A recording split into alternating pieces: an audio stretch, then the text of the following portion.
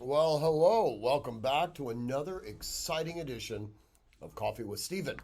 So, this week's blog is titled An Unsettled State, and you probably guess what it's about. When I wrote the blog last week, the makeup of the Senate still had not been completely decided. As of now, it is. It's definitely going to be held in Democratic hands. But it does look, at least at this particular point, that the Republicans are going to take control of the House of Representatives, though it is going to be by a very slim margin.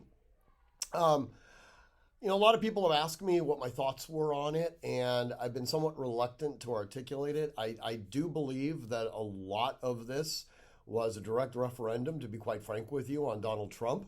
I think that's one of the easiest explanations for Pennsylvania. I highly doubt that the people of Pennsylvania thought that it was in their best interest to nominate somebody or to vote for somebody for their senator that was seriously damaged, physically damaged, irrespective of his particular politics. I think it was largely a vote against Republican control of the Senate.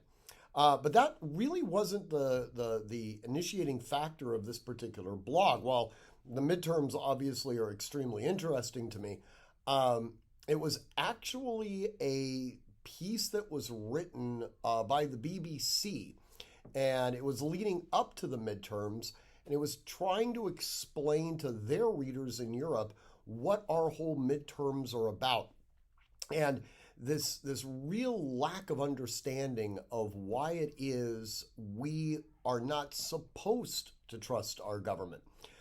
They were essentially saying that, like we hear quite frequently from people on the left, we need to get in there so that we can do the things that are necessary for the American people, which is usually related to the idea of developing more legislation. More legislation, by definition, typically relates to reduction of freedom.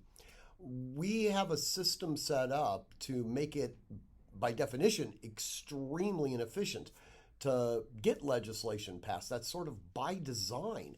But for these Europeans, they seem to think that a reliance on government as being somehow good for human beings is something that all people share. And in reality, if we look at it empirically, reliance on government has led to almost mass extinctions of human populations. So I'm not sure that their political philosophy is necessarily conducive to an American ideal, and certainly not one that I think is something that we would ever want to emulate, or at the very least, a good chunk of the American population. There certainly does seem to be at least 50% of the population who is very comfortable with the idea of being told what to do. In any event, I do hope that you read the blog. It comes out, of course, on Wednesday. And as always, I want you to train constantly, train consistently, train repetitively, and train with purpose. Above all else, stay safe.